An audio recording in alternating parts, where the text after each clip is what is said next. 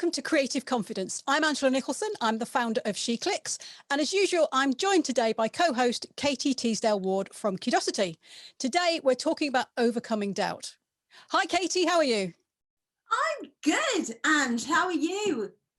Good. I'm kind of enjoying the weather, actually. I mean, it's been beautiful to see such sunshine, but now it's chucking it down and I kind of like it. Well, it's our Britishness. We're not talking about the weather. We're doing it wrong. Yes, that's a fair point. So today we are talking about doubt, overcoming doubt and self-doubt. And as usual, I mean, we probably all know what it is, but I think it's worth starting with some sort of definition of doubt and self-doubt. Maybe I'll give you a living example from first thing this morning when I woke up just going, oh, great, creative confidence today with SheClicks. I'm doing about self-doubt and doubt. Oh, I hope that I've got something that's, that people will find interesting. And I wonder if anybody will come along and see it. And have I done the, everything that I could have done for the creative confidence? And kind of before I knew it, any excitement had been overridden with, oh, well, obviously nobody's going to come and I've got no content to talk about. And, and that is kind of a classic example of how self-doubt can just creep in and take over your thoughts before you know it. So it's self-doubt is part of the human condition. It is part of everyone's makeup. We experience self-doubt sometimes on a daily basis, and really self-doubt and doubting yourself is the theme of this creative confidence, is to understand a little bit more about it, how it can work for you sometimes, and how ultimately we want you to be able to manage self-doubt, like imposter syndrome, like all the other little elements that we talk about that all build up this area of confidence, so that we can go away from today and say, do you know what, I am able to overcome and to manage my self-doubts in a productive way. So that's kind of how self-doubt and doubting yourself works for me. And I'm sure that will possibly sound familiar to you, Ange. You've experienced self-doubt and doubting yourself at times. From time to time, yes. And I think actually, it's really interesting that you use this as an example, because it's in spite of the evidence against that. Because I mean, unbeknown to everybody else, we do actually have a get together and a chat about what we're going to talk about and go through the points and discuss things. And then obviously we have this kind of slightly more off the cuff chat when we're recording, but we have prepared, you have prepared something. I've got a list of notes that we spoke about the other day, and the evidence, and I was agreeing with you that it sounds like good points. So it's all there, but something creeps into your head, doesn't it? Absolutely. And the thing that I would say, again, an example of how it can work for your advantage. So although the evidence was that I've got lots and lots of notes about this, we've had the chat, we've reconfirmed the topic and kind of explored the pros and cons of it. But in order for me to overcome my self-doubt, I thought, you know what, I'm just going to read a little bit more about something else there that is linked to self-doubt. And I'm just going to revisit one of the points that I made in the notes. So self-doubt worked for me to be able to just consolidate those thoughts, explore it a little bit more, so that I was absolutely clear that the talk that we're going to give today was as helpful to everybody as possible. So it made me search for more information, consolidate thoughts, and then be in a much more confident position to talk at, today at 1 o'clock. The difference is when self-doubt starts to escalate and it's not put in check, and then it stops you from doing it. So the flip side of what could have happened is I could have got up, had those talks of self-doubt, and then thought of 5 easy and immediate reasons not to do it, or to say, oh, actually, you should be talking to somebody else about this, or let's put it off for another week because I want to explore more information about it. It's the putting it in check so that it doesn't stop you from moving forward. And self-doubt can become evident in so many different ways. So sort of in a physical way, it can be, you could be in a meeting and it stops you from asking a question or raising your hand because you've had that doubt of, actually, has somebody potentially already asked this question? Am I going to look like I am not on board with the meeting? Am I going to look silly? Surely if I ask this question, I will look like I've actually not been engaged in what the company is doing. So that's kind of one example. And you sit there and you think, oh, well, I'll just not bother, or I'll not ask the question. You come away from that meeting not feeling that you've even sort of been present, because your head will have been going, oh, shall I ask it now? Or maybe if I reworded it. And suddenly your brain is totally distracted to what's going on in your inner monologue rather than what's actually being presented to you, or, in a meeting or a presentation. So that's where it can also creep up. And I've seen this at camera talks and at trade shows, where almost it's kind of like people are slightly worried about raising their hand and asking a photographer, how did you get that shot? What was it that, that made you want to explore that theme of photography? And sometimes it's the questions that you hear after the talk is finished that are the real question, the really interesting questions. And if somebody had asked that when the photographer was on stage, I'm sure that their presentation would have been richer for it, because those questions, everybody was like, oh yeah, that's a really good question. Why didn't I ask?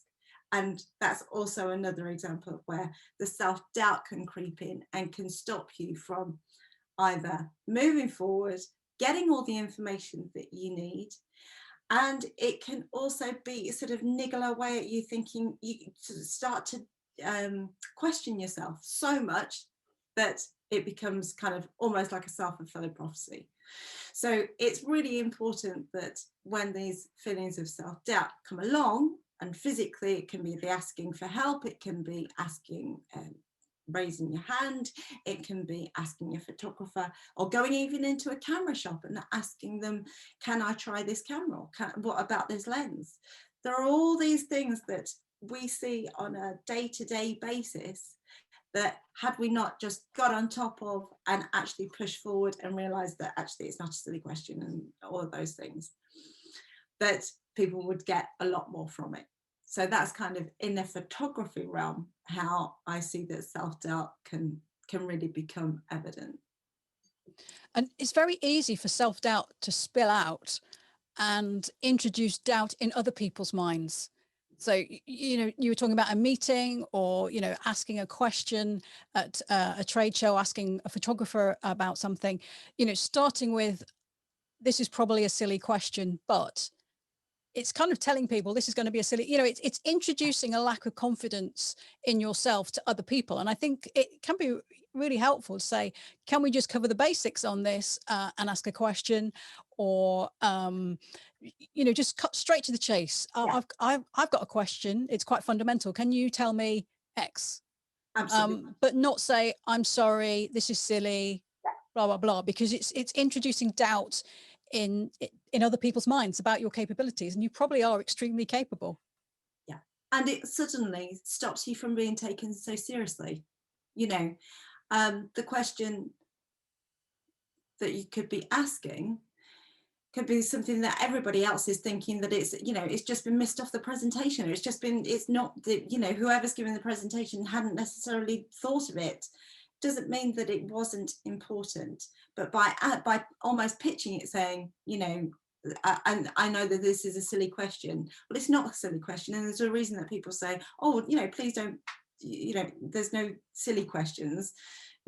A silly question would be, why have you got a banana on your head? And that would probably be something that they would want to explore as a banana focused question. But in terms of kind of when you're asking about a proper serious subject and you want information, then ask that question in a serious way, because everybody will want to get that information too. So it's about how you frame it. The words that you say can really reinforce that feeling of doubt to yourself and to others, and also about what it looks like to yourself and to others. And that's, you know, like I said, talk about meetings, or to have a exhibition, or, you know, whatever it can be. Don't let the self-doubt take over the actual rationale that is occurring. Yeah, and I think with photography, people who are at the outset of their photographic journey, when they're first learning, there's almost an embarrassment or a lack of confidence about not knowing some of the basics of photography. And it's something I've touched on before, where people feel that they should know how to control aperture and shutter speed and all of these sorts of things. But actually, it's not something you're born with. It's something you have to learn and get your head around. And the numbers are very strange and it all seems a bit weird. Yeah. So it's fine to ask questions about it and not expect yourself to just get it first time. Yeah. And also, we all learn at different paces, and we all learn in different ways. And what I found really helpful with SheClicks is that, you know, you have got courses that cover the basics, and it's covering the basics doesn't necessarily mean that you're a basic photographer. It just means that sometimes we'll, you know, iPhones are a perfect example of that. That's kind of like a gateway to photography for a lot of people. So they've taken some really good creative images and videos on their phone, and that's, you know, fired up this interest in photography. So they're not necessarily going to know anything about aperture, exposure, you know, flash, or anything like that. So there's, you know, sometimes the doubt might just be a need for information. You know, it's just that the way in which we frame it to ourselves is the really, really important bit. And that's, you know, that's really, really important for how you understand it and how you process it. Thing I have noticed that sometimes when I'm going to do something and doubts creep in, it comes in as a kind of niggle, a certain anxiety about when you think about something, there's something at the back of my mind that I'm not comfortable with.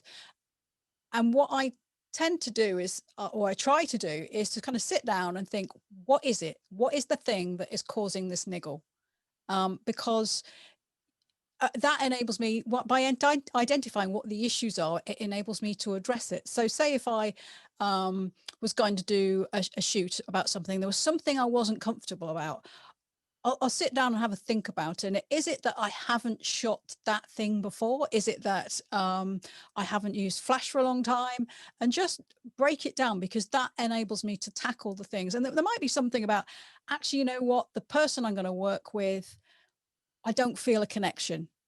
And that's okay, because you kind of identify, okay, so I need to try and create that connection. And it just stops it being my doubt and helps me kind of create a plan to deal with it and kind of quantify it. Because I can also decide that, well, that's really not a problem. You know, I can reject that and just kind of move on. I think that's a really important point. And also, when doubt starts to creep in, it can stop you from taking risks. You know, it can stop you from moving out of your comfort zone and trying something different as well. You know, so the identification of what is it, this or is it this, you know, and it's can be all the bits in between as well. But then also, by the doubt creeping in and the doubt sitting with you, it stops you from looking at things in a creative way. It stops you from taking risks. It stops you from trying new things, because you're so focused on the doubt that it's impossible to see anything beyond that feeling of almost kind of, you know, paralysis, because you're just too focused on the doubt, managing the doubt, and before you know it, you know, 2 hours have gone, whatever it is, it stops you from kind of moving forward. There's one technique that that I use, And I also use it when we've talked about imposter syndrome. Again, these are all the things that are ongoing. You know, you have confidence, as we've said before, is a muscle. And things like managing doubt, managing imposter syndrome, handling failure. These aren't something that you just go 1 and 1 is 2, you're done. You know, that coaching isn't about getting a fix and you're just fixed. This is ongoing work to do. But one thing that I have done just to kind of break that inner monologue is I've sometimes just called it out by a name. Now, no offense to anybody in SheClicks who's called Barbara, because it's just the name that I've always kind of been in my head. But if the doubt starts to pipe up, you know, put a voice on it, it's like, Barbara, pipe down. I am on this, I know what I'm doing, and I'm going to do it now. Or, you know, and it's Barbara also helps to chivvy me along, because I'll be like, right, okay then, right, I can do this, can't I, Barbara? Yeah. So I know it sounds a bit, has she been on the sherry? But it really helps to kind of just to sometimes see the comedy of it, and to vocalize it, put a personality on it, because then it's not all about you. It's just, do you know what, I'm feeling this now. If I was with my best friend, I would be able to share this and talk it through, but I'm not. So I'm just gonna use Barbara to go, actually, that's fact, that's not, you know, that's fact, that's fiction. And it certainly helps me just by piping down. And again, no offense to any Barbaras, it's just my inner Barbara. You could pick another name if you are called Barbara. But I guess that's like that, you know, they talk about having a devil and an angel on your shoulders. Yes. And one's urging you to do good and the other too bad. It's kind of a development of that, really, isn't it? Exactly. There's a Barbara and a Bob, a devil and an angel. And Bob's the angel. Exactly. Short for Roberta, obviously. It also comes down to this question of, you know, are those doubts the truth? Is it actual truth? And having a moment to just go, actually, let's just look at, you know, I'm all about the evidence. I'm all about, when something goes well, write it down, put a little note somewhere of what worked, how it made you feel, and how it actually turned into something that you thought it was going to be and actually turned into this. So fact versus, you know, make sure that you are presenting yourself with the evidence of when things go well, and acknowledge when things are fictionalized, because they tend to be, you know, like the call out this morning, you know, when I was in bed, waking up, just going, ah! And in fact, it was like, actually, the evidence is this. I've got a book of notes of, in the diary was when we had the chat, you know, the follow-up emails to confirm all the things that we were going to talk about. That's the actual facts. Yeah. And I think, again, it's very easy to connect this with photography, because you see a lot of people posting. Actually, I see it even on SheClicks, people saying, oh, I'm not up to the same standard as everybody else, but I'm going to post here. And it's brilliant that they are making that leap. But, you know, SheClicks is a safe place where it's specifically designed so people can share their images and ask for feedback. And you shouldn't feel any need to apologize for not being a professional with a whole stream of letters after your name and all sorts of accolades. You know, you're somebody who's interested in photography, and it's fine to explore that, be interested, post your pictures that you're really pleased with, ask for feedback on others. Yeah, absolutely. And again, you know, prefixing it with an apology. So you don't need to apologize for anything about, you know, sharing an image. It's your image. You be proud of it. Share it if you want to. If you don't, that's absolutely fine too. You know, it's making sure that you are not at the mercy of other people's validation, and the opinions of people who you want to get feedback from might not be necessarily in SheClicks. They might be somewhere else. It might be an art gallery, or it might be some, you know, a tutor, or it might be somewhere else. But make sure that the reason that you're sharing it is that it brings you joy. you know, does the like the lady who does all the folding, does it bring me joy? Well, photography should always bring you joy, or bring you some sort of emotional, physical and mental lift. And I think that that's what everybody gets within SheClicks. They get that community feeling. But also have a handle, or try to get a handle on where you want and whose opinion and validation is important to you, and why. If you want to learn, then ask for those ask for that feedback if you're not sure about lighting, or if you're whatever it can be. But also you can at any point just say, I'm sharing this because I love it. End of. And I hope you love it too. That's it. It doesn't, you don't need the likes, you don't need the comments, but it's wonderful that there is a community there that will support you in that, in that artistic expression. But the doubt will start, well, I can't post this because I'm not a good enough photographer, I've not been doing it long enough, it's not on a camera, it's on an iPhone, I've only, I don't know anything about actual flash, I only use natural light, I can't possibly put something in that's that's a bit soft, or whew, before you know it, you've got 1,001 reasons to not do anything in SheClicks. Be part of the community if you want to be part of it, and if you want to share. I think that kind of touches on one of the saddest aspects of self-doubt, I think, is that it comes after you've decided on a course of action. So you might think, oh, let's do this, it'll be great to go here and take photos, or it'd be great to post a picture here, or do this and do that and the other. And you think, yeah, let's do that. And then all the reasons, whatever they are, made up or true, start to flood in as the reasons why you shouldn't do it, or you can't do it, because, oh, well, actually my camera's not good enough, I don't really have the right lens, I should do this, I should do that, blah, blah, blah. And it all escalates in your head until you don't do the thing that you really, really wanted to do at the outset. And I think that's quite a sad thing, isn't it? Yeah, and doubt becomes the winner. Mm-hmm. And that then, when that's done repeatedly, you're starting to reconfirm that behavior of, well, why bother, why should I start? Or it's cutting it in and making sure. Actually, I did that a couple of times, and when I got home, I didn't feel great. I didn't feel like I got out the experience that I wanted to get out of it, if it's a photography workshop or going to see a photographer speak.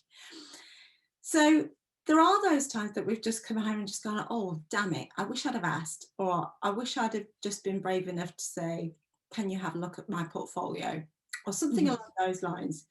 And remembering, kind of remembering how that felt to you, and put it in terms of value of experience. Doesn't all have to feel, this is me, this is my mistake, why can't I be more confident, why am I racked with self-doubt?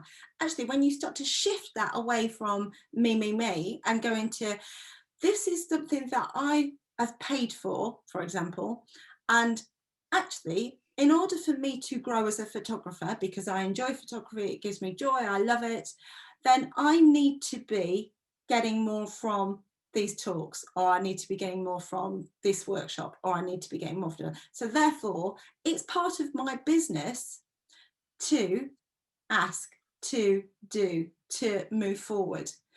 Then it's not you, somebody being sort of disabled with doubt, it's you going forward and asking from a business perspective, from a photography perspective, anything like that.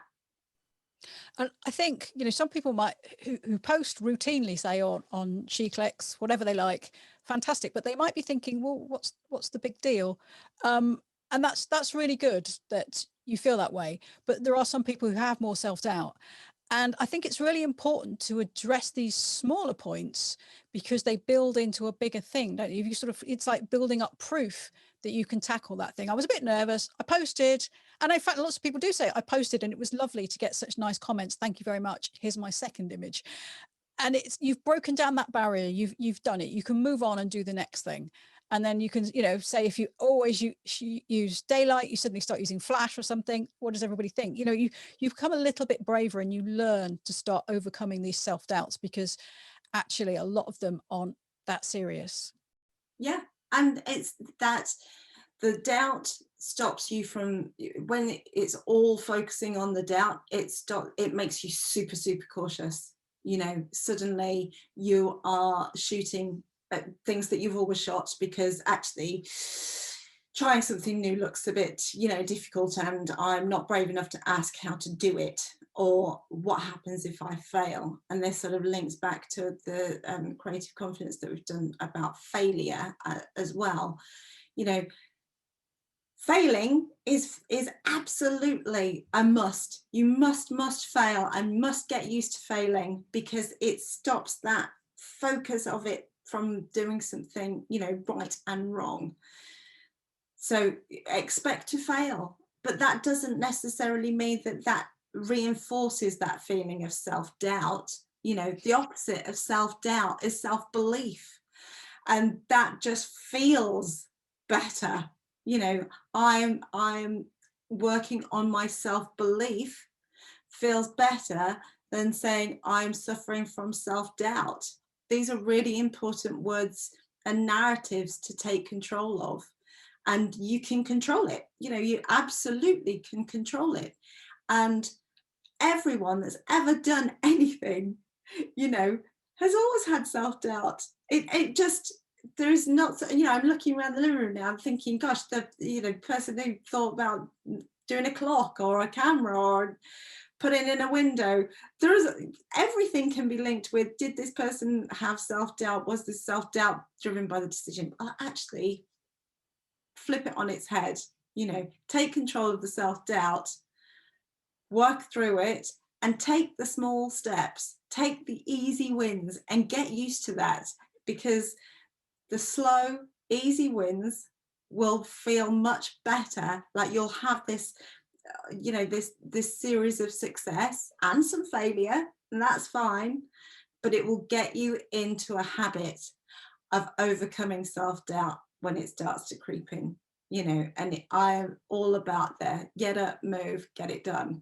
because it's 99% never as big or as hard, you know, as we imagine it to be. That's very true. And I think your point about the language that you use is incredibly important. And I think there's a huge difference between saying, I don't know how to, and I'm learning how to. They mean kind of the same thing, but one has a much more positive spin, and it's about moving forward. Whereas the other one is kind of like, I don't know, I don't know. So I challenge anyone who is sort of, if you're thinking about saying something to somebody, or, you know, posting on SheClicks or on another group in Facebook, whatever, rather than saying, I don't know how to do this, help me, say, I'm learning how to do this and I'd really like your help. Do it that way around, because it just feels a lot more positive, I think. Yeah, it feels more positive, and it also feels like you're taking control of it. You know, you are in control of the narrative that you can tell, that you will speak to yourself and to others about. And often people sometimes say, well, isn't that going to sound arrogant? Or, you know, surely I'm not someone who can actually vocalize and use words that are so confident. It's not about putting words in your mouth or using language that you're not comfortable with. This is, you know, we're talking to you as individuals, but within a group. So it's using words that are part of your daily language and how you communicate. Sometimes it's just rewording them. It's, you know, it's not using new words. It's just repositioning the kind of the words that you use, so that it puts you in control of how you are being seen, heard, and also the information that you're going to get back. It will service you in a far more productive and confident way than if they're worded in ways which you may have traditionally used, but are less impactful. Is it a good time to go to some questions, do you think? Yeah, absolutely. Okay, so we've got some great questions coming in. First up, we've got from Hazel. She says, for me, it is the doubt after she's done something. So she'll think, was it good enough, etc., even though she's had praise. How would you recommend sort of tackling that? I think that's a great question, because it's kind of like the way that I would put a similar is like, if I've been disgruntled and I've typed out my passively aggressive email and then I press send, and I'm like, oh, that wasn't a great idea. That should have gone into my save to drafts folder. But ultimately it's gone. And I think, although it's slightly different circumstances, I think that it's thinking about it this way. You did it.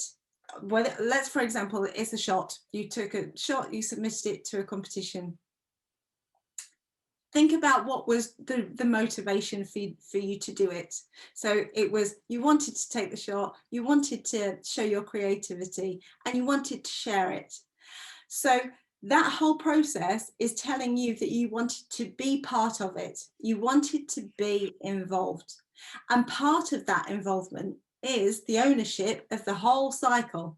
So it's the kind of, oh, do you know what? It's gone. And that, once it is out of your arena, out of your remit, that's it. And take a comfort in knowing that that is part of the process, but that is a part of the process that you can no longer control. So focus on the areas that were really important to you. So why did you take the shot? Why did you submit the photo? Why did you want to do whatever it is that you wanted to do? And you also wanted to complete it. Take ownership of the whole cycle and know that once it's gone, that is out of your control. The next step is how you actually manage that once it comes back to you. So it's either, for example, using the example of a competition, it's a yes, we're taking you through to the next round, or no, sadly, it didn't, we're not following it through anymore in this competition. Then that is how you decide how to process that information and process that bit, because that's back with you. Really good points. I was thinking of it from a slightly different angle as well, which is to do with the fact that we're always learning in photography. And I think sometimes when you start out on a project or a series of images, you're creating them, and you can find halfway through there's been a bit of shift in what you're doing because you've evolved a little bit as a photographer. You've discovered a bit more about what you like. Now, that doesn't necessarily mean that the early stuff wasn't right or wasn't good, but you're putting a whole project together, and I think it's important to remember it as part of the learning process, so that it's not that it wasn't good enough, it's that you learnt in the process of doing it. And I've been shooting for a long time, and when I look back at my earliest images, sometimes now I think, oh crikey, I was so proud of that image, but I would change this than this. Yeah. You can't go back and do it, but what I can do is retake it. I know what I've learned now. And it's see it as a progression and a learning process. Yeah, really good point. Okay, so we have another question. A photographer saying she finds pricing so difficult, and she doesn't really have confidence in it. Doubt gets in the way and sometimes stops her from taking on jobs, which she knows is crazy. I think that's something that a lot of people struggle with, certainly the first time. And I remember when I first started work as a freelance writer, oddly enough, I don't remember having too many qualms when I was working as a freelance photographer, but I remember the first time after working as a journalist for a long time and then doing some work for a client, and they said, how much do you charge? And I just remember taking a deep breath, saying it, and they just wrote it down. And then they wanted to talk about the project. And it's like, oh, okay, that's, it's just a number. Obviously, you don't want to undersell yourself, but it's just a number, and they either accept it or they don't. But one thing I think is very important when you're working is to not undervalue yourself, because firstly, you end up working for nothing, but also you undervalue everybody else as well. So it's really important that you give a fair price for both your work and also that will get you the job.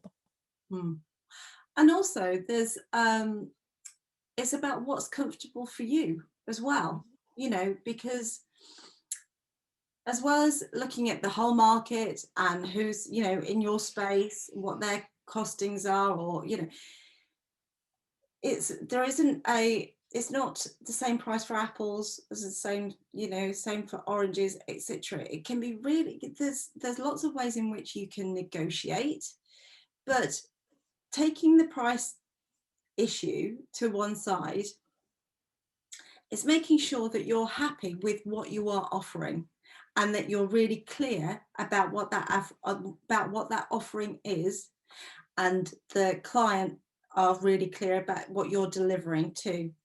Because no matter how much you price it, if the whole process starts to get untangled along the way because it's not clear about who was delivering what, when, how, etc., and there is all these different elements that are not clear and just a bit grey, you'll come to the end of the gig, invoice, but it still won't feel good. It still won't feel like you've either, you know, you'll either feel that you've completely undersold it, or you'll get the money and both of you will have had a really crappy experience.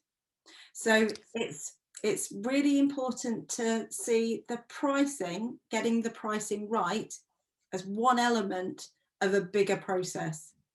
And that's I'd say is where the doubt creeps in. It's looking at making sure your process is, you know, is it your process, or is it the actual self-doubt? Yeah. And when you're talking about pricing, you know, a lot of people think, oh, well, I'll start off really cheap because, you know, I'm just starting out. But the thing is, it's very hard to get out of that price range, because if you have a client and you always do the work for 50 quid, and then you think, well, you know, I'm a lot better now and I can earn this much money, and you turn around and say, I want 100 quid or 200 quid, whatever it is, I'm just picking numbers out the back of my head. They will say, well, you did it for 50. We don't want to pay £200. We'll go and find somebody else to do it for 50. You're like, well, that's fine, but you've lost that client. Whereas if you'd actually started the relationship at the figure, you say, oh, it's £200. There's leeway there, because they can either say, well, that's a bit much for our budget, and you can negotiate and you might get down to 150, or saying, you'd say, well, that's a lot better than 50 quid, so off you go. It's, you know, it's like you say, it's a dialogue, it's a bit of a relationship. But the other thing is, it's really hard. I mean, not knowing what sort of photography you're in, you work in, it's hard to say, but it's worth sitting down and working out some packages or something like that, because, you know, most wedding photographers, they either charge an hourly rate or a rate for a wedding, or they have a certain number of packages. So you can have this, you know, and you'll get this, this, and this, or you have this and this, and you can put those as a sort of like starting point on your website, because then you don't have to have that conversation. People have come to you and they've already got an understanding of how much you charge, and you can go from then on. You know, if you do other sorts of photography, maybe you can put your hourly rate up, or you can suggest sort of, you know, a daily rate, or the sort of packages, as I say, you put together. But think it through beforehand and have it. So and that's what I had done in the situation I was talking about. I'd worked out a rate, I told them what it was, and we all moved on, and it was fine. I think it's a really important point that you made about, it's hard to negotiate up. You know, it's much easier to negotiate down. And pricing is just one part of it. So don't make it everything. So it's, you know, the selling the sizzle rather than the sausage. I've been all about the food today, haven't I? Banana on the head, sausage. But it's when you are in front of a client or on a Zoom with a client or whatever, and you're pitching your business, give them lots of reasons to buy into you, not just the rate, because they can easily turn around and say, well, we've got 5 other photographers who will do it, you know, cheaper, or they'll, you know, slash their price by 20% if you can match this, that, and the other. And before you know it, you can feel like you've just negotiated on price, and you are coming out of that negotiation on the back foot, because either you feel like you've been undersold, undervalued, but also it's so much easier when you start with relationships with people, and price becomes part of the package. It doesn't become the package, because anybody could go onto a stock library and say, right, okay, there's 5 images, X amount of pounds, that's it. Well, nobody does that. When you book a wedding photographer, you want you want so much more than just somebody who takes photos that you like the style of. It is so much more than that. When you are doing portraits, there is so much more than just getting the lighting right or getting the backdrop right. When you're shooting on an editorial with a client who, it might be food photography, come on to that in a bit, but it's much more than just the rate. It's about that whole experience. You as a professional photographer, networking, even for those that don't like networking, there is a way to do it.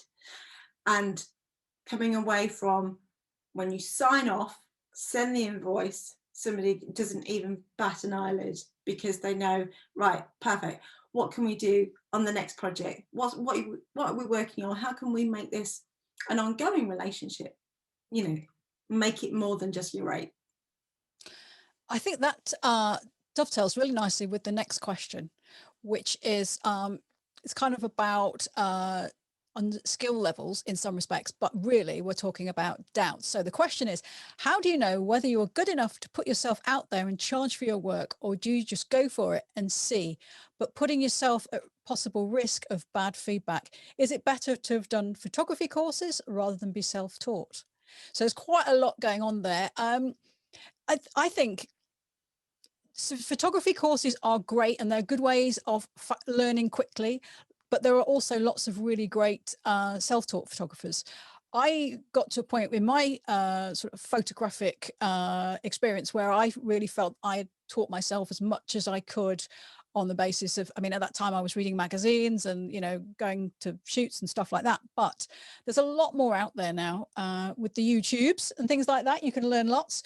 But photography courses, I think, are a really good idea from the point of view, you've got materials you can refer to, you can ask questions, you can, get involved with, talk with the other students, you can talk to the tutor and get feedback. All these sorts of things really work well, but it really comes down to how you prefer to learn. And also, when you're saying about, how do you know whether you're good enough? Well, I think that's a really hard thing. There are some fantastic photographers who aren't particularly good business people, and there are some great business people who are okay photographers. Mm. And between the two, they kind of say muddle through. Some do extremely well. The best ones, obviously, when you've got a great photographer who's also got a great business mind. But yeah, I think there's an element of you've got to go out there and give it a go. But there are some things like, SWPP or other associations that you can use to kind of gauge how you're doing in comparison with some other people. You can go for what you call them, the qualifications and things like that, which can be helpful. But mainly, I think, from a sort of self-confidence point of view. But it really depends what you're shooting, because you might be shooting in a completely different way to everybody else that, maybe the tutor doesn't get. We've had conversations before about camera clubs not necessarily appreciate, or camera club judges, sorry, not necessarily appreciating certain styles of photography. But the average member of the public may think they're fantastic. It's an emotional response. So whilst a judge who's used to looking for pin sharp images may not appreciate ICM, somebody else may look at it and think that is amazing, I want to hang that on my wall. So it's really difficult. You have to put feelers out. But yeah, I would say you've kind of just got to go for it. I think absolutely bang on, but also just with that question, taking aside the training bit and the charging bit, I think that just listening to that question, it's more about the self-belief. It's definitely about the self-belief, but also I would make sure that you put yourself in a position of success. So that means that if you are going out there, and when you go out there as a photographer, make sure that you are confident with what you are offering as a photographer. And that, so look at every part of the plan. You know, you don't need to have a business degree.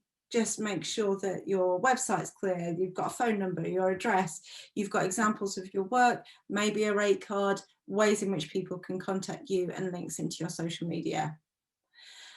But when you feel, so being ready to go out as a photographer, what I'm hearing from that question is that you would feel more confident if you could say, I've got this qualification, I've got, you know, I've done this course, and that's why I'm going to charge this.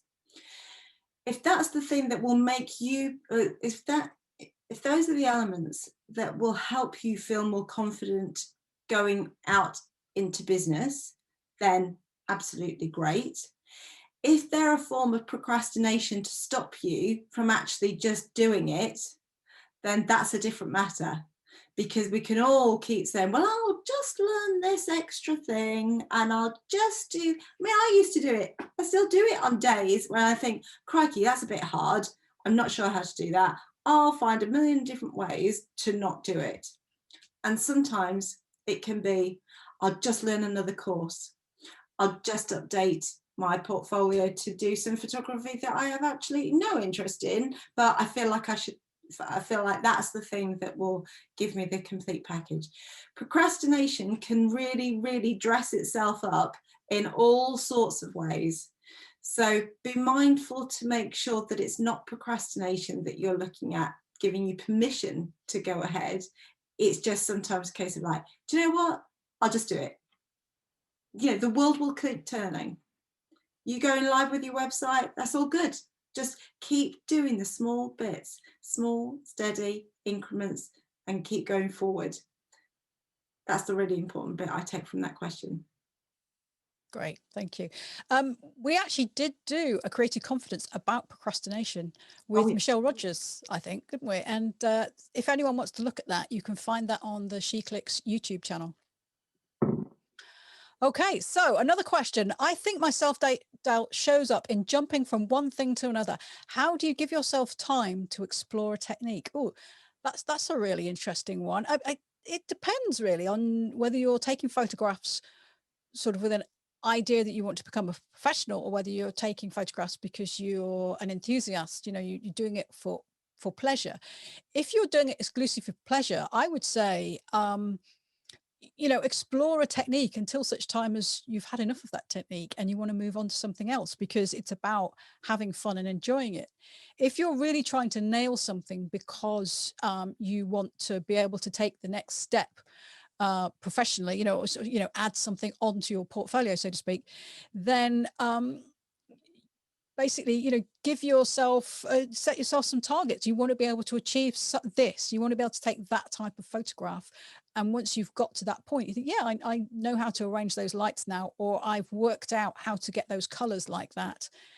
Then, you know, that I would say is the point. What would you say, Katie? I would give yourself the permission to just go, I'm just going to keep going. I'm going to keep trying. And there's no time pressure. You know, the only pressure that's coming is from you, I would say. And that's a really important point to kind of remember, that it's not always the external kind of deadline driven, I must enjoy this, you know, I must nail this, I must get it right. If you're into photography for pleasure, then keep making it sure that it is pleasurable, and the deadlines that you're, or the kind of the pressures that you're putting on yourself, if it's helping you improve, great. And if you feel like you're learning and you feel like you're in stretch and you're getting, you know, you're getting what you want from it, great. If it starts to become a negative process, i.e., oh, I can't get this, I never want to, you know, I just don't want to pick up that lens again, I don't want to do, it becomes a really negative thing, then then think about, hold on a minute, what, I'm supposed to be doing something that I love and I enjoy and I get pleasure from. So I would say that the deadlines, or kind of the timelines that you're putting on yourself, question why you're putting that on, and then think, actually, is this thought, is the way I'm thinking about this helpful or hindering? Because if it isn't great, then move on. So we have another question. I find myself doubt becomes entwined with my existing mental health problems and severe anxiety disorder, which makes it harder to overcome when trying to move forward with my photography practice. Are there any practical techniques you can suggest? Well, it sounds like you're already aware of various health and anxiety problems. So hopefully you're getting help with those, and make sure that those are your focus. But beyond that, I think it's important that you don't pile so much pressure onto yourself. If you're talking about photography practice, it sounds like you're perhaps a professional, so you do want to earn an income with it, but maybe you need to think around, what is it you do? What do you get pleasure from when you're working as a photographer or shooting as an enthusiast? And how do you focus on that and make sure you continue to enjoy it? But Katie, do you have any practical techniques? I'm a big fan of the evidence. So, for me, it's Post-it notes or a snapshot on my phone of feedback, positive feedback, things that I've been really happy with. This taking time in a day to just acknowledge the good stuff that happened in the day, and not and do that kind of at the end of the day, so that you can the practice of gratitude, and also just acknowledging the bits that went well. And that can be something as small as, I remembered to back my photos up, or I remembered to charge my batteries. It doesn't all have to be this massive scale of kind of, it must all be right, it must all be perfect. Yes. I'm all about showing evidence, so that when you have those low times, and we all have them, but it sounds like you're definitely making the right steps with the progress that you need to make. But evidence, Post-it notes, my house is littered with them, even in the fridge. Do not eat. Eat Yeah. me. Do not eat. Exactly. I think one thing is, clearly you're thinking about it, and it's something in front of your mind.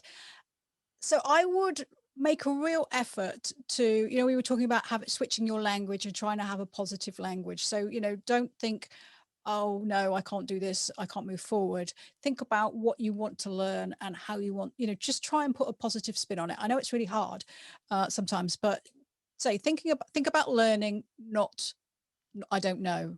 Yeah, language and self-narrative, so important. It's so important. It's the difference between, like we were saying about, the opposite of self-doubt, the self-belief, and how that feels. And language, how you say things to yourself and outwardly, how you engage with people, I'd say it's essential to be aware of kind of how you're using your language to serve you in the best possible way, and not what you think other people want you to say in a way that you think that they want you to say it. So I hope that helps. So another question we have is, someone's asking for advice in dealing with confidence when you turn up somewhere where there's a professional photographer employed to take some photos, but you have a much better camera than them, and you feel a bit of pressure to know you should really know what you're doing. She says she's going to a party which has some bands playing, which sounds fantastic, and she's asked if she can take a camera too, if she'd like to have a go at taking some photos. Yeah, I mean, I love photographing bands, and particularly if there's some interesting lighting going on. I think you need to think about why you're doing it. And the reason you want to do it is because you want to try that style of photography and you want to have some fun with your camera. So if you were, for example, a sports photographer and you have a big camera, and it can really pump out the shots per second and all this sort of stuff, it's a really impressive camera. but you don't know anything about music photography because you're a sports photographer. So if you go along to a music gig, then you could be the world's best sports photographer. And that person who is the pro music photographer may never have shot sport in their life. So if you switch that around, it will be a very different experience. Now, I've been lucky enough to go to some festivals where I've been able to get into the photographer's pit and shoot. And I found the photographers in that pit to be the most friendly, helpful people you could possibly imagine. They all kind of, when trying to get a shot, they'll duck out of each other's way. If you say to that photographer, hey, I'm just learning about this for a bit of fun, do you have any recommendations on settings? Something like that. Just break the ice, go straight for it, have a word. You've already settled them. They're not, they don't need to worry that you're trying to replicate their pictures or anything. You just want to have a bit of fun. I think any thoughts, Katie? Yeah, I think that absolutely. I mean, being in the, the pit, the photography pit at gigs, it's one photographer, Tony, I can't remember his surname now. It'll come to me at 3 o'clock in the morning. But he's massive. He's huge. He's like 6'7" and, wide as well as tall. He's been on tour with the Foo Fighters, Red Hot Chili Peppers. He is the guy, the go-to guy in the pit. And he is so helpful. He said, if there are people that I want to help, they just need to ask me and I'll move, or I'll tell them. He said, I'll show them where some of the interesting shots to take, that they might not have thought about. So don't automatically assume that the people within that area are really intimidating or are kind of thinking that they know it all and they're not going to help you. Photography is massively a community. There's also another photographer, Gemma Dodd, and she's tiny, she's even shorter than me, and I'm 5'2", and she'll be there with her little ladder, and she'll get the shot absolutely every time. She'll get the shot. So sometimes we get intimidated by what we think the environment's going to be like and what we think other people are going to be doing and shooting and their expectations. Before you know it, again, we've built up this narrative, this story in our head that we don't deserve to be there. What was I even thinking? I really should stick to something that's not going to put me into this much pressure. Before you know it, you've let the self-doubt be sitting at home with you on the sofa rather than elbows out in a pit trying something new and failing and having fun and getting the shot and getting something different. So it's that point about don't let the self-doubt be the driver. Switch it. Think about what it is that you want to get from it as a photographer. And it does, may have a bigger camera than anybody else, better lens, doesn't matter. Have fun, enjoy it, do it. And I think, breaking the ice early on, so you don't have that doubt at the back of your mind. Is that photographer looking at me thinking, look at the size of that camera, look at the size of that lens? Just pop over to them, break the ice, say hello. This is the first time I've shot this sort of thing. Any advice? Or I'm going to enjoy this. Job done. You can move on and enjoy yourself. Excuse me. So we have another, this is an interesting one actually, because I was just thinking about this a few moments ago. Someone was saying, how do you decide which specific fields you want to work in if you enjoy all aspects of photography? Would it be better to concentrate on one area rather than a variety? And I can see how self-doubt creeps in here, because I remember when I first started out, people said, oh, what photography are you into? And I said, well, I like doing this and I like doing that. And I think if you have a real burning passion to be a landscape photographer or wildlife photographer, it kind of seems easier in a way. But if you just love different aspects of photography, and one day you shoot landscape and one day you shoot wildlife and another day you're doing portraits, then that's fabulous.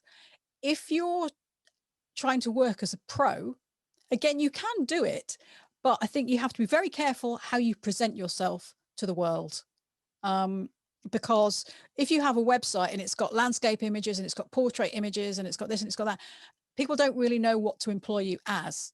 So it can be better to have different Instagram feeds and different websites for different genres of photography.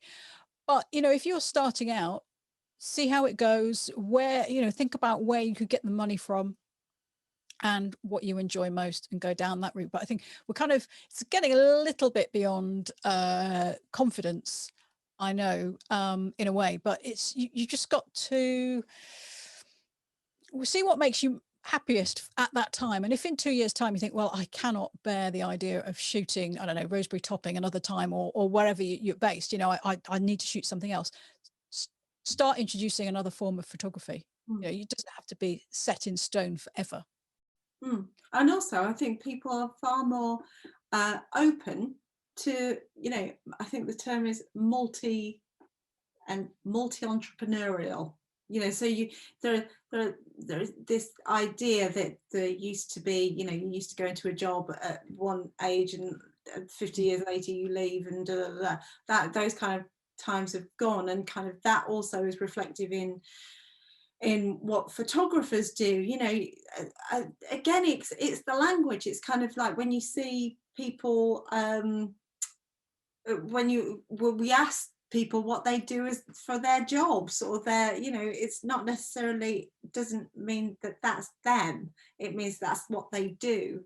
And I think that if you enjoy, I'm talking about this as not perhaps as a job, but as a photographer for enthusiastic,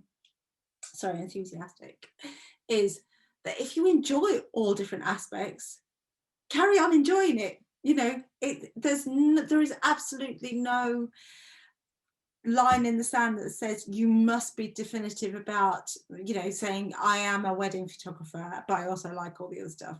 It's, if you enjoy it and you love it, great, because so many people don't find the things that give them joy and that they enjoy. So just do it. I'd say, yeah, do it all. Just do it. Do it all. Somebody should come up with that as a tagline for right, so last question, although it usually means another one pops in, but so for the moment this is the last question. How do you deal with difficult circumstances? For example, children get ill, that kind of thing. She often thinks that the universe doesn't want her to succeed as a photographer. Is it a sign that she shouldn't follow her passions? No, actually, the universe doesn't really give two hoots what you do. I hate to burst the bubble, but you could be doing the worst job in the world, and I'm not going to say what that might be, but you could be doing the worst job in the world, and the fact that kids get ill and prices go up and stuff would still make life tricky. You'd just be doing a worse job. So don't take that as a reason why you shouldn't be a photographer. Because if photography, and if that's your passion, that's your aim, then that will make you happy in your work life. And there will be times when the kids get ill and you need to look after them and you can't do that job, but it's not a reason for not doing it. And as a mother of two children, one's 6, the other's 10, and also having come out of the whole COVID thing, I lost count of how many months we were supposed to be doing the homeschooling. There was definitely periods where I was just thinking, well, how can I possibly run the business? How can I possibly do this? How can I do this? Because essentially, I think a lot of it is feeling overwhelmed at that time. And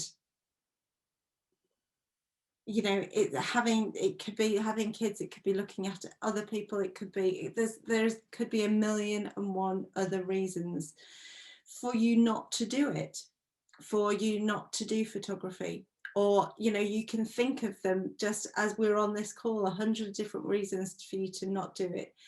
The reason to do it is that you love it, and that it is something that is adaptable and can be, it can fit around when the kids are sent home from school, or if they're poorly, or there are workarounds. But I think from personal experience, the time when it feels impossible is when you're absolutely knackered and feeling overwhelmed.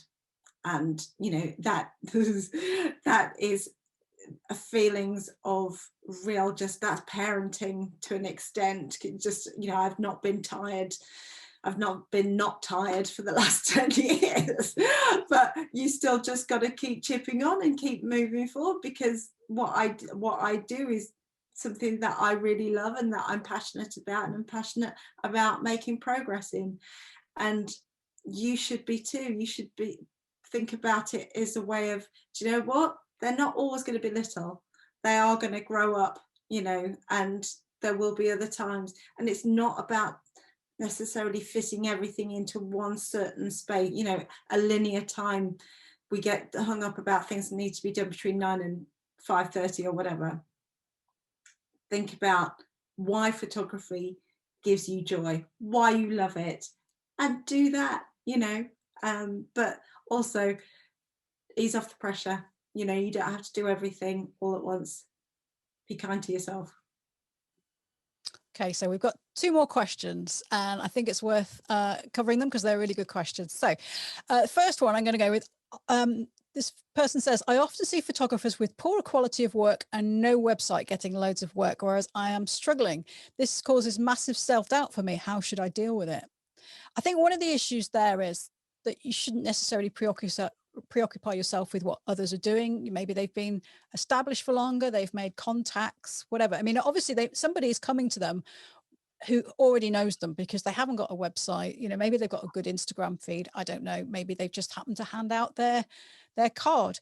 But you need to really focus on what you are doing. And, you know, maybe you need to do a little bit more networking or something like that. But don't worry that their photography is worse than yours. Yours is better. So therefore, you stand a good chance. Yeah. And comparison is the thief of all joy. You know, before you know it, you're scrolling through Instagram going, well, they're a better photographer, they've got a better camera, they've got a better website, they've got more followers, they've got more interaction. All of those things, there are 1,000 reasons that you could pitch yourself in a place where everybody's better than me. Everybody has got more time, more money, better cameras, better websites, better whatever it is. Hone your skills. Do the thing that you love the most.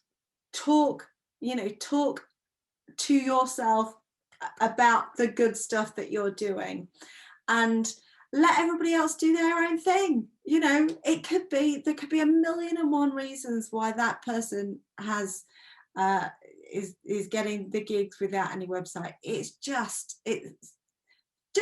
that's how it is sometimes. You just gotta sometimes just go, do you know what? Damn it. It doesn't seem fair, but there you go. I'm going to focus on what happens when people see my card or when they find me through SEO. What experience are they going to have of me as a photographer, so that when they come and find me, I've got everything going on. So there are a gazillion different people doing very similar things to, you know, I don't think there's many people doing anything unique in the field of photography or very other different outlets either. So just enjoy it, you know, tell your story, be in control of your story, and be confident to know that what you have got to offer is great and is pitched perfectly. But keep refining, keep looking at it, keep asking for user experience, all these kind of things, but make sure it's something that when you go to bed at night, you go, do you know what? I really like what I do. I love it, and it will come. We're full of the taglines today. Just do it and it will come. Right. So I've saved this question for last because I love it. So this person says, my work is often described as young and edgy. I'm 45. So sometimes I worry that when I turn up for a meeting, people are expecting a Gen Z. Any tips on approaching age issues, ageism, and the doubts they cause in creative fields? She says she knows it's a big question. Well, I think you are as young and as edgy as you want to be, basically. I don't think people are quite as preoccupied about age as you might think. But also, you know, think about the photographers that you admire. I love the work of people like Annie Leibovitz and I was going to say Cindy Crawford, Cindy Sherman. Think about who you admire. Are they 21? Are they 25? They're not. You know, they're older than 45. So I don't think you should worry about it. Let your photography do the speaking. Let people be amazed. But when they turn up, oh, you know, you look a little bit different, or, you know, maybe you don't. Maybe you do look like Gen Z. I don't know. You know, a lot of people do look a lot younger than their birth certificate indicates. But, you know, say, have the faith of your photography, because if that is what people are attracted to first. If you're really worried, most meetings these days are on Zoom. So just say, oh, my camera's not working. And just talk to them. But no, I think people will come to you for your photography first and your ideas. So as long as they continue to be as good and exciting, then you have nothing to worry about, because they don't really care what age you are, I think. Yeah. What do you think, Katie? Well, this is such a fun and interesting question, because, I mean, we are of a certain age. And there in any industry there could be well, I thought you were, you know, nobody can say it. Also, nobody would turn around and say, I thought you were younger. I thought you were going to be younger. You seem to be shooting, you know. It's an impossible conversation for anybody to actually have. Now, the feelings that you're bringing to it are the interesting ones, because the photography, the bit that you love and that you're really, really good at, you're kind of putting the caveat on, thinking, oh, well, maybe I'm going to be the one that's going to be judged about, you know, is it all going to rest on me? If I'm booking a photographer, I want to see the images, I want to see, you know, information about the photographer, but also, you know, it's the images and how they have worked, who they've worked with before. If they rock up at any age, as long as they're going to get the gig done, and within the, you know, it's about the process, believe in the process, believe in the stuff that you are shooting, that is all that they're going to be interested in. Now, if you're going, if you're going to rock up and say, oh, I'm sure you thought I was going to be younger, or, you know, then they're going to think, oh, maybe I didn't actually, you know, it's not a question that they potentially would have had. So again, be mindful about the kind of the questions that you're putting in your head to help manage your doubt about what's going to happen at the next stage. Deliver, be confident in your images. They're the things that people are being, you know, you're being booked for. And honestly, there is a real value to any age group. It doesn't matter if a photographer rocks up and they're, you know, 18 and they are delivering amazing images, and they're, you know, I'm booking them based on that. Brilliant. Could be that, but then 2 weeks later book another photographer based on their images, and they rock up and they're 55.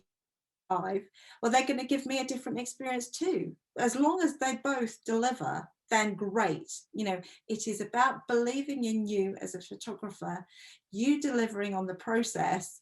And this question about age and, you know, age, sex, ability, disability, you just got to deliver the photos and deliver it in a way that's that you're confident with.